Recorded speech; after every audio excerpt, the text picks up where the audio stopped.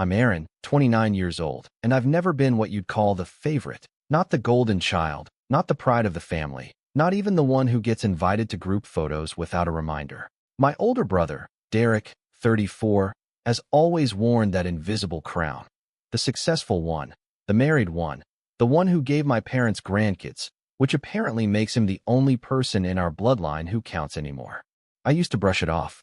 I told myself I was just the quieter one, more independent, the black sheep, in the charming, misunderstood way. But it wasn't charming. And it stopped being tolerable the moment my parents made it clear, financially and emotionally, that I was just a bonus character in a story where Derek was the star. I didn't expect anything when my grandfather died. That man was a ghost for most of my life, some mysterious old figure who lived 3 states away and sent the same birthday card every year, a generic best wishes with a crisp $20 bill inside. But apparently, he had been paying attention. He'd seen what I didn't even know he was watching. The Christmases where I was handed socks while Derek's kids tore open drones and tablets. The Thanksgivings where I carved the turkey, cleaned the dishes, and still sat at the kids' table while Derek gave toasts about family values. The birthdays forgotten. The calls never returned. The years I spent building my own life from scratch, working 2 jobs in my early 20s, getting a degree online, skipping holidays because I couldn't afford the gas to drive home, while Derek got help in the form of loans that were never expected to be paid back. My grandfather noticed all of it, and in the end, he left me something I didn't even know existed, a sizable inheritance. The call came on a Tuesday. I was in the middle of making lunch. Nothing fancy, just eggs and toast, and my mom called out of the blue. "No, how are you?" No small talk. Just, "So your grandfather's attorney called. You're getting a pretty big check." I blinked. Literally didn't know how to respond. "Wait, what?" I said, half laughing. I thought she was joking. My mom doesn't joke. "He left you the house," she said, like it tasted sour in her mouth. "And the investment account. Derek's only getting the boat." That was it. That was the beginning. I could almost hear the storm clouds forming through the silence on the other end of the line. She didn't congratulate me. Didn't ask how I felt. Just this flat, cold pause. Then, "You know your brother could use that money more than you. He has kids, Aaron." It wasn't even subtle. That line haunted me for days. He has kids. As if that fact alone invalidated everything I'd done to get where I was. As if being single, child-free, and living in a modest 1-bedroom apartment disqualified me from receiving kindness or fairness. I didn't even know how much the inheritance was at that point. I hadn't called the attorney yet. But she had, clearly. And so had Derek. Because 2 days later, I got a text from him. No greeting. No preamble. "You know you owe this to me, right?" I stared at the screen. I must have reread it 20 times. Owe him? Owe him what? The money my grandfather left to me? I was still trying to wrap my head around the fact that I even had an inheritance at all, and now I was supposed to feel guilty about it? I didn't reply. Not because I didn't have anything to say, but because I didn't trust myself not to explode. I finally called the lawyer that Friday. His name was Thomas Gerber, and he sounded exactly like someone named Thomas Gerber would sound. Measured, polite, slightly tired of human interaction. He confirmed everything my mother had said. The house, fully paid off and located in a quiet suburb an hour outside the city, was mine, along with an investment account worth just under $320,000. Derek, on the other hand, got the family boat, which was apparently worth around $50,000. A generous gift, but not life-changing. Thomas explained it gently, like he expected me to react badly. But I was too stunned to be anything but quiet. I hadn't talked to my grandfather in almost 5 years, and yet he'd left me this. Not because I was the favorite, but because, as the letter he'd written made clear, he wanted to even the scales a bit. That letter was just 2 paragraphs long, but I reread it more times than I can count.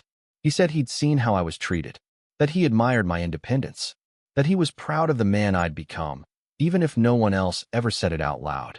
I cried. I don't cry often, but I cried sitting alone on my hand-me-down couch with a letter from a man I barely knew who somehow understood me better than my own parents. Of course, that little moment of peace didn't last.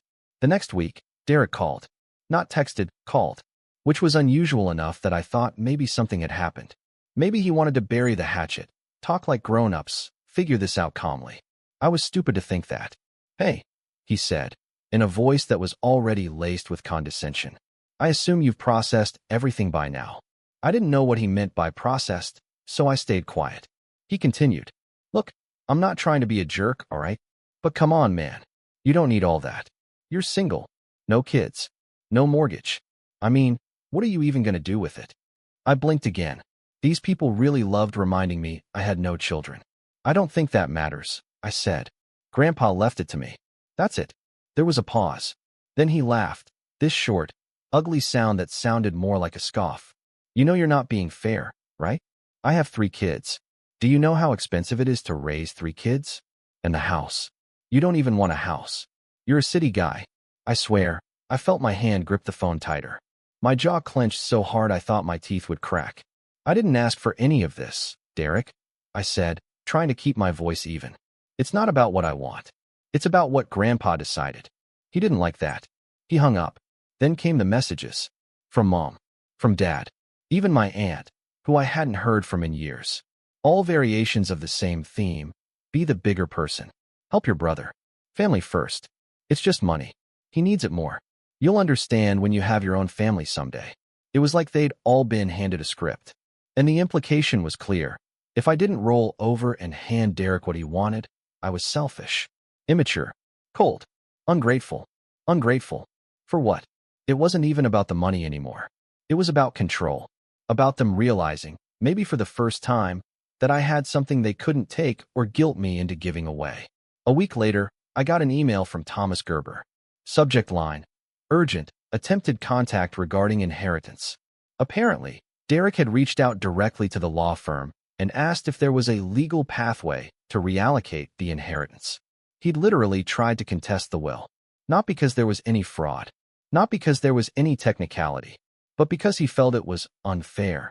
The attorney told him, politely but firmly, that the will was solid. That my grandfather had been of sound mind. That there were no grounds for a challenge. I expected that to be the end. It wasn't. That Sunday, I got a message from my mom. Transfer it to him. Or don't bother coming home. No hello. No context. Just that. I sat there with my phone in my hand, staring at those words. Transfer it to him. Or don't bother coming home. I didn't cry that time. I smiled. And that was the moment I knew something had changed. That night, I didn't call anyone. I didn't argue. I didn't send a dramatic response. I booked a flight. I changed my passwords. I locked down my accounts. I updated the security system on the house, my house now. I sent a single email to Thomas, authorizing him to handle all future communication through him, and told him I wanted to discuss next steps for securing the property. Then I went to bed, phone on silent. When I woke up, 43 missed calls, 1 rage-fueled voicemail from my dad. And that was just the beginning. It started small, as these things always do. Little digs, passive-aggressive comments. I had foolishly assumed that going low contact after the transfer it to him message would buy me peace. Instead, it seemed to provoke something worse, like I had broken some unspoken rule of the family hierarchy, and now they were all lining up to put me back in my place. I didn't go home for Easter. Not a big deal, right? I'd never really been a fan of big family holidays anyway. But in the days leading up to it, the messages started again. From Mom. You could at least make an appearance. Derek's kids want to see their uncle. From Dad. It's not about you, Aaron. It's about family. Stop acting like a victim. From Derek, of course. Enjoy spending Grandpa's money alone. So I ignored them. Made myself a quiet dinner. Watched a movie. Tried to enjoy the silence. Then the photos started rolling in on Facebook. The whole family in their pastel best. Derek's kids holding giant plastic eggs. My parents beaming in the background. And then, because the universe couldn't resist a good jab, my mom posted a photo captioned, "So grateful for family. All of our blessings in one room." All. I didn't even like Facebook. I rarely checked it. But that night, I checked it 3 times. Not because I missed them, but because I needed the reminder. I needed to remember how quickly they erased me when I stopped serving their narrative. A week after Easter, I got an email from a real estate agent. It was about the house, my grandfather's house, asking if I was still planning to list it. I hadn't even contacted a realtor yet. Confused, I called the agency. The woman on the phone was chipper, polite, but clearly a little puzzled. "Oh, I spoke to a Mr. Derek last week. He said he was representing you as family and wanted to get the ball rolling." I almost dropped the phone. I clarified that no, I had not authorized anyone to represent me or sell the house. She apologized profusely and said she'd make a note on the file, but the damage was done. He had tried to sell my house. My house. And not quietly, either. According to the agent, he'd already taken photos. Interior photos. That was the part that made my blood run cold. Because I hadn't given him a key. So how the hell did he get in? I drove out to the property the next day. It was a quiet Wednesday morning, and I made the hour-long trip with a pit in my stomach. The neighborhood was peaceful as ever, well-manicured lawns, retirees walking small dogs, mailboxes with flags politely raised. But when I pulled into the driveway, I immediately saw it. The lockbox. A chunky black realtor lockbox hanging from the doorknob. He'd changed the damn locks. I stood there for a full minute, just staring. My own house. My inheritance. The only thing that had ever been mine. And he had waltzed in and claimed it like it was nothing. Rage doesn't come in a flash, like movies show. Not always. Sometimes it comes in waves.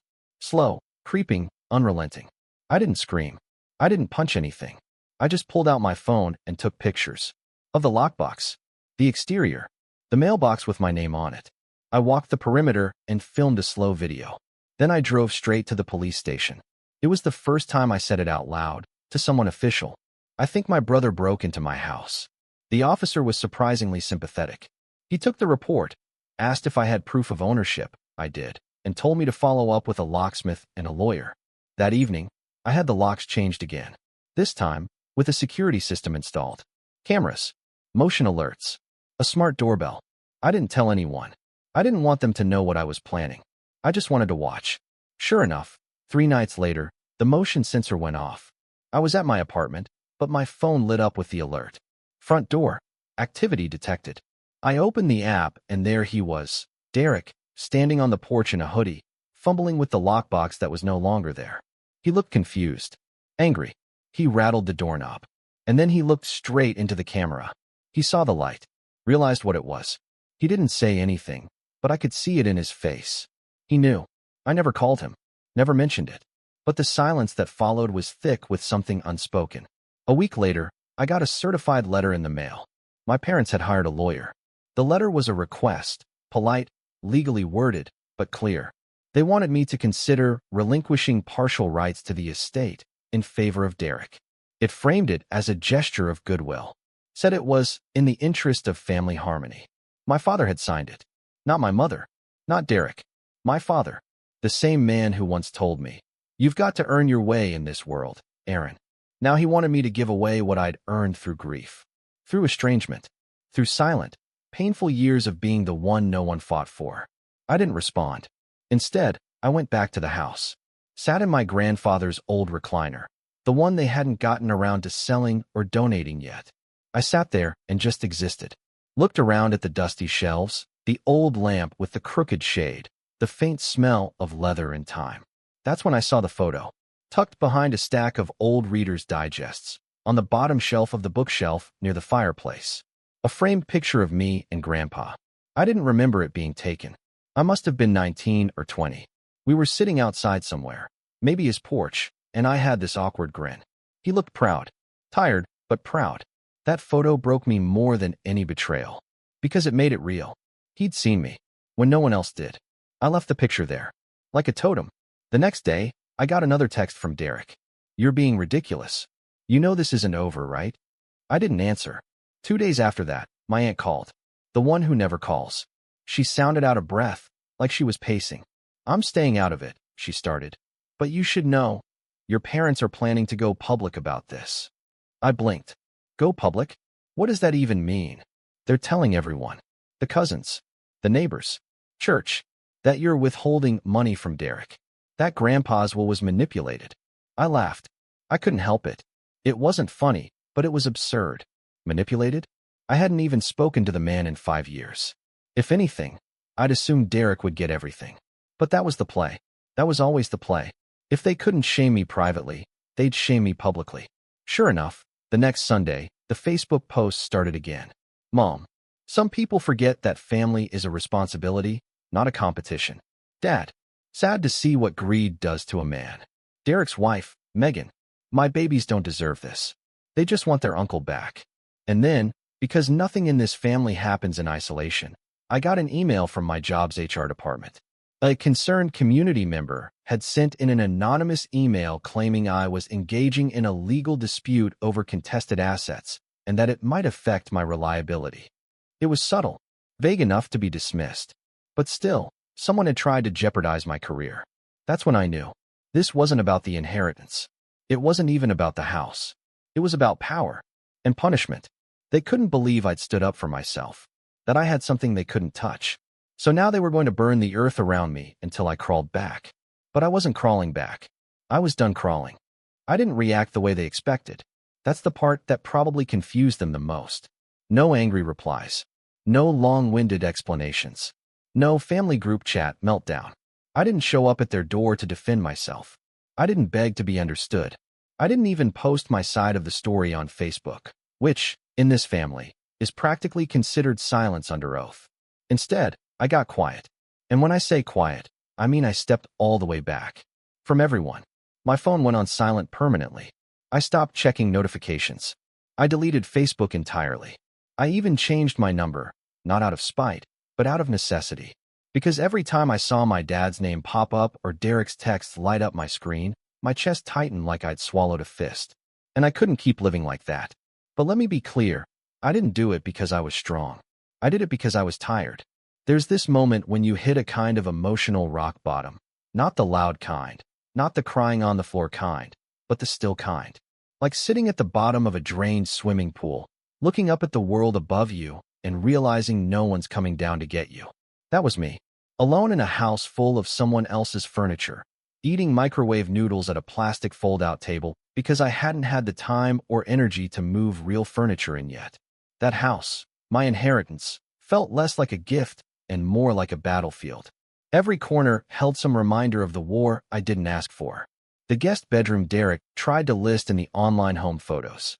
The empty living room where they once hosted holidays without inviting me. Even the front porch, which I'd started calling the scene of the lockbox in my head. So yeah, I stopped talking to them. But that didn't mean the noise stopped. Word traveled fast. My cousin Brian texted me one night. Yo man, are you really suing your parents? I wasn't. Not yet. But the rumor mill had upgraded me from selfish to legally hostile, and the backlash followed me like a bad smell. Suddenly, I was the reason the family group vacation didn't happen. I was the one who split the family apart. I was making things weird for Derek's kids at school. One of my old high school friends even messaged me saying my dad had approached his mom at church to pray for Aaron's heart. I was being painted as the villain in a story they wrote without me. And for a while, I let it get to me. There was a stretch of weeks where I barely got out of bed. I stopped replying to work emails. My boss, a good guy, to his credit, called me and asked if I was okay. I lied and said I had the flu. He gave me the rest of the week off. I spent it watching documentaries and staring at the ceiling fan spin above my head. One night, I broke. It wasn't dramatic. I was brushing my teeth and caught my reflection in the mirror. Hair a mess, hoodie stained with ramen broth, eyes sunken and tired. And out loud, like an idiot, I whispered, what if they're right? What if I was selfish? What if I should just give it to Derek? What if I was making too big a deal out of it? Wouldn't it be easier to just let go, hand it over, go back to being the quiet one who never made waves? That thought sat with me all night. But something funny happened the next morning. I woke up. That's it. Just woke up. Got out of bed. Took a long shower. Cleaned the kitchen. Ordered a real table off Wayfair. Not because I had some motivational epiphany or watched a TikTok about healing. Just because I realized the world wasn't going to stop spinning for me. No one was coming to save me. And if I didn't want to drown in their version of my life, I had to start building my own. So I did. Slowly. The first thing I did was renovate the house. I didn't even plan to live in it long term. But I wanted to make it mine. To take back the narrative. I started with the kitchen, ripped out the cabinets myself, watched YouTube videos about tile work, painted until my hands cramped. It was messy and slow and completely out of my comfort zone, but it gave me something I hadn't had in months, a sense of control. Neighbors started noticing. One of them, Linda, late 60s, dog owner, excellent baker, brought me lemon bars and introduced herself. She'd known my grandfather. Said he used to wave from the porch every morning. We talked for 20 minutes. Nothing deep. Just normal. The kind of conversation I hadn't had in too long. I didn't realize how much I missed being seen until I wasn't constantly ducking behind guilt. The house started to change. And so did I. At work, I found my footing again. Got involved in a new client project. Led a few calls. My boss noticed. Gave me a raise. Said I seemed different lately, in a good way. I smiled and thanked him. Didn't tell him it was because I'd finally stopped carrying a family on my back that never really carried me. And the inheritance? I didn't blow it. I didn't buy a sports car or fly to Bora Bora. I met with a financial advisor. Smart guy. Explained things in a way that didn't make me feel like a child. He helped me split the account into 3 parts. One for savings, one for investment, and one for something he called joy spending. I like that. I used the joy fund to do one thing. I booked a solo trip to Kyoto. Just me, a backpack, and no schedule. When I told Linda, she lit up. Said my grandfather always wanted to go to Japan. Never did. He'd be proud, she said, of the man you're becoming. I don't know why that hit me so hard. Maybe because no one else had said it. Not once. Not even close. But I was becoming someone. Not despite what happened, but because of it. The silence from my family didn't last forever, of course. After a few months of quiet, the messages started again. But this time different. Derek messaged me on WhatsApp, of all things. A simple, "Can we talk?" I didn't reply. Then an email from my mom. "We miss you. Derek's kids ask about you." Still no mention of the house, or the will, or the threats. Just this vague, guilt-drenched attempt to reel me back in. I sat with it for a while. Wondered if I should respond. But instead, I pulled out the old photo of me and Grandpa, the one from the bookshelf, and set it on my new desk next to my laptop. The house smelled different now. Fresh paint, clean wood, a hint of lemon from the candles I'd started lighting when I worked from home. It was mine. I was mine. That realization was everything. Because for the first time in my life, I didn't feel like I had to prove anything to them. Not my worth. Not my success. Not my right to exist. I didn't reply to the message. But I didn't hate them, either. I just didn't belong to them anymore. And that, more than anything, was the beginning of the rise. It's strange how quiet clarity can be. Not the kind you get in a movie. No orchestral swell, no slow-motion walk into the sunset. Just small, deliberate steps that start adding up to something louder than words. You stop asking permission. You stop hoping they'll change. You stop explaining your side to people who've already chosen not to hear it. You start thinking like someone who finally knows what they're worth. And that's exactly where I was. A year had passed since the will was read. In that time, I'd transformed the house from a battlefield into a home, my home. The kitchen sparkled with Subway tile I laid myself. The study smelled like books and coffee instead of dust and bitterness. The guest room had become a sanctuary of plants and sunlight. I even named it Room B, after my grandfather, Benjamin. I didn't tell anyone that. It was my quiet tribute. Financially, I was stable. Better than stable, actually. My job had promoted me. Twice. My savings were healthy. My investments were growing. My mental space? Clearer than it had ever been. And yet, I couldn't let it go. Not the house. Not the money. The betrayal. I could forgive people who made mistakes. But what they did wasn't a mistake. They calculated it. They tried to take something that wasn't theirs, not because they needed it, but because they believed it should be theirs. Because Derek had kids. Because I was just Aaron. Because, in their eyes, I didn't count unless I was giving something up. And the worst part? They still thought they got away with it. Just because I'd gone quiet. They didn't know silence wasn't surrender. Silence was strategy. It started when I found the group photo. It was an old picture from 2 years before Grandpa passed. Thanksgiving. Everyone crammed into the backyard, pretending they weren't secretly irritated at each other. My parents in the center. Derek, arms around his wife and kids. My aunt and uncle on the left. And there I was, all the way on the far edge, barely visible behind a tree branch. I hadn't seen it in years. But something about it clicked now. Because I remembered taking that photo. Literally. I'd used the timer, set up the tripod, and told everyone where to stand. Then I sprinted across the yard to get into the frame, and got shoved to the edge so Derek could be in the middle. Typical. I stared at that picture for a long time. And I remembered something else. Derek had made a toast that day. Something smarmy about legacy and family sticking together. Everyone clapped like he was JFK reincarnated.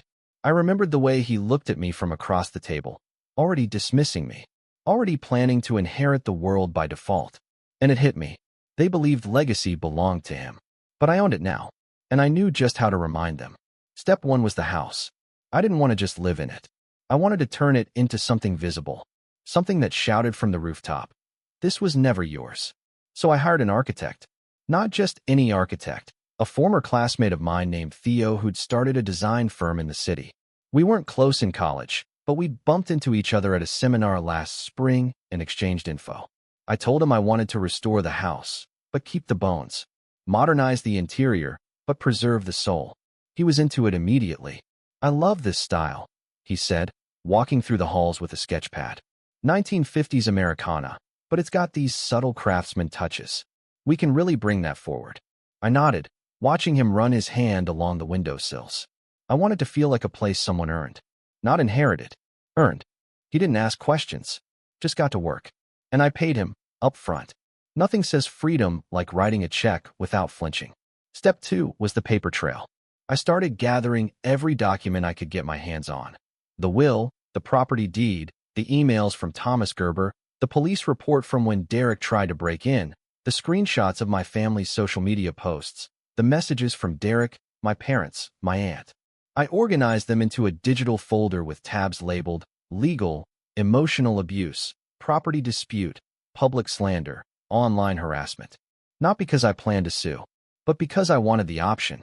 Because power isn't just about money or revenge. It's about leverage.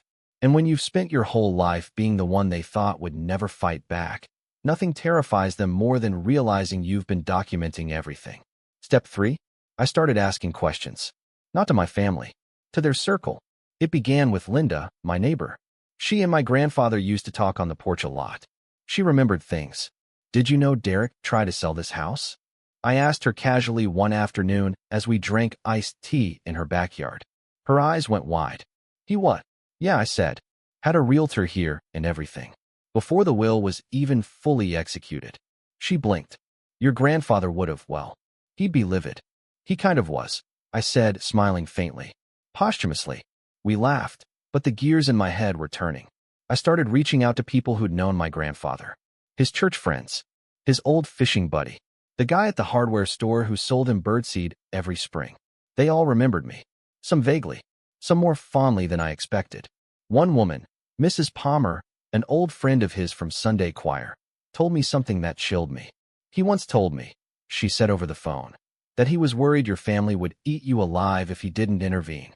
I swallowed hard. She continued. "He said, Aaron's good. Not loud, but good. And good men get steamrolled if no one steps in." That was the moment I knew. This wasn't just my fight. This was my responsibility. To honor what he tried to protect. So I started writing. It wasn't a revenge letter. It wasn't even for them. It was for me.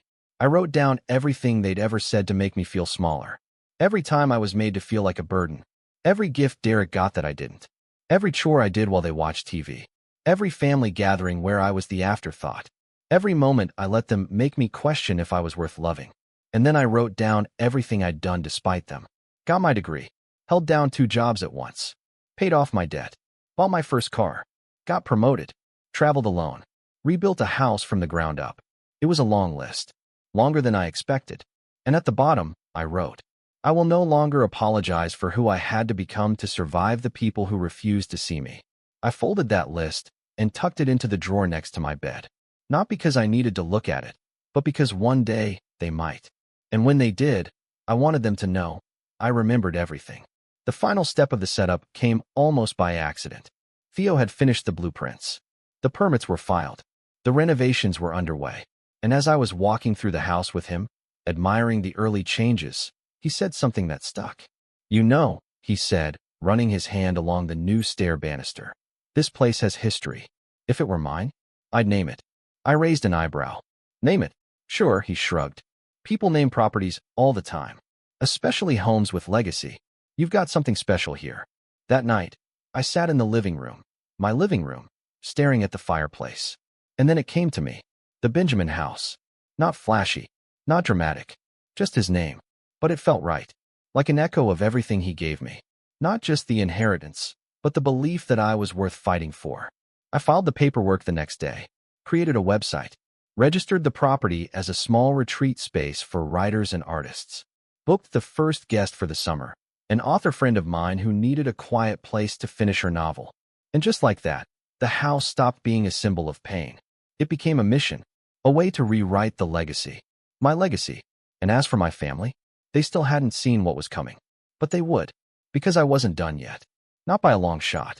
The housewarming invite was never meant for them. But I sent it anyway. A cream-colored card, simple embossed lettering. You are cordially invited to the reopening of the Benjamin House, a creative retreat and legacy home. Date, time, website link, RSVP optional. No signature, no explanation. I sent it to my parents' address, to Derek's, even to my aunt who once told me, family sticks together, but not everyone is glue. I knew they'd get it. I knew it would burn. And honestly, that was the point.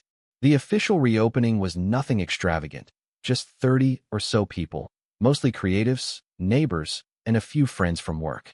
The house had been transformed. Open-concept living space, clean Scandinavian lines mixed with warm heritage elements. The dining room still had Grandpa's original table, but now it sat beneath a chandelier I found at a vintage shop. The back porch was rebuilt entirely, facing the woods with a wraparound railing and hanging string lights. It wasn't a palace. It was dignity. The new sign above the door read, "The Benjamin House, established 1957/reclaimed 2025. It was subtle, but I knew it would strike exactly where I needed it to. Derek saw the website first. I know this because he messaged me the night before the opening. What the hell is this? You turned Grandpa's house into a business. I stared at his message, sipping a cup of tea, and finally wrote back. I turned it into something that gives back. You tried to sell it. He left it on read. Good. Because the revenge was never going to be explosive. No lawsuits. No screaming matches. I had something better. Visibility. Every person they knew would see the announcement. The church friends. The neighbors. The old family friends who had grown quiet over the years, but still watched Facebook like it was the evening news. I'd uploaded the full renovation process as a blog on the website. Pictures, updates, even a short video walkthrough narrated by Theo. In the opening credits, I had included a dedication. For Benjamin Moore, who saw value where others only saw silence. It wasn't petty. It wasn't even aimed at them. But they took it that way. A few days after the launch, Mom finally called. I didn't answer. She left a voicemail. Her voice was tight, controlled, like she was trying not to let anything spill over. Your father and I feel very disappointed by how you've handled this. There were ways to include the family, but you've made this whole thing about yourself. It's sad, Aaron. Really sad. I saved the voicemail. Listened to it once. Then never again. Because I already knew how they operated. Any power I claimed was selfish. Any boundary I set was betrayal. Any success I built outside their system was a threat.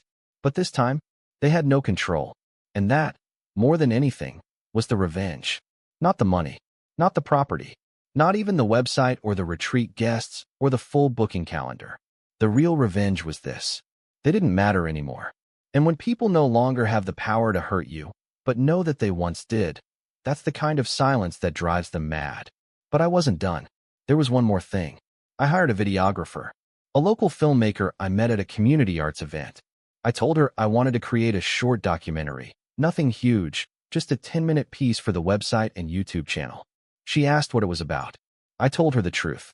It's about legacy, about reclaiming it, about what happens when someone quietly invests in the black sheep of the family, and how that changes everything. She loved it. We filmed over the course of a week. She captured the renovations, the letters my grandfather wrote, the old family photos I found in storage, the stories from Linda and Mrs. Palmer. I narrated most of it. My voice shook during some parts, but I didn't edit those out.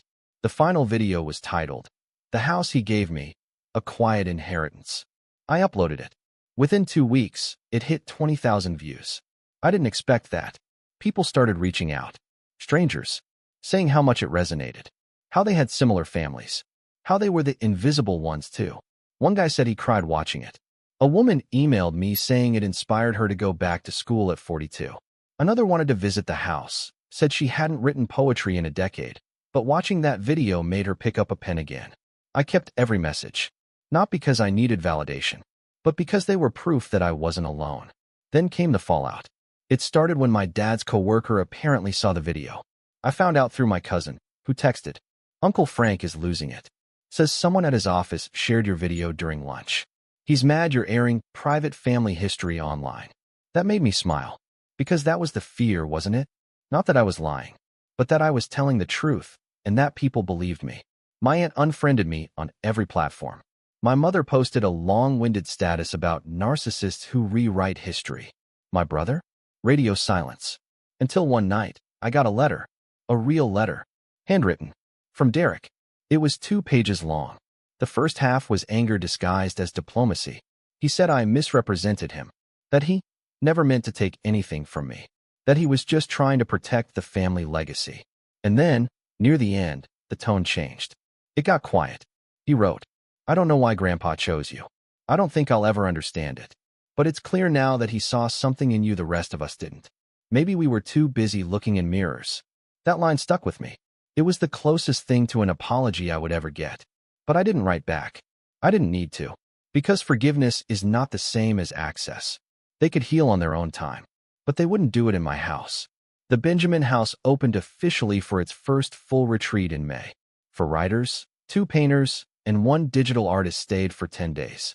I cooked for them on weekends. We had porch talks, lit bonfires, shared stories about healing, creation, and what it means to start over. One night, a writer from Vermont told me, "This place feels like it was built by someone who knows what it's like to not be heard." I smiled. "I do." She nodded. "Well, you're heard now." And I was. By people who mattered. By people who saw me, not as a wallet, not as a scapegoat, not as a failure, but as someone who rebuilt a broken legacy into something worth passing on. That fall, I planted a tree in the backyard. A sugar maple. Grandpa loved those. I stood there after the digging was done, hands muddy, sun setting. And I said, out loud, for the first time, "Thank you for choosing me." The wind rustled the branches. And I swear, for a second, it felt like an answer. Because in the end, this wasn't about revenge anymore. It was about restoration. About becoming the man they tried to erase, and doing it without asking for permission. I never told my family the full truth about what I was building, but I think they figured it out eventually. Because legacy isn't what you inherit. It's what you do with it. And I had finally done something that no one in my family had the courage to do. I chose to begin again. Quietly. Steadily. Permanently. And I never looked back.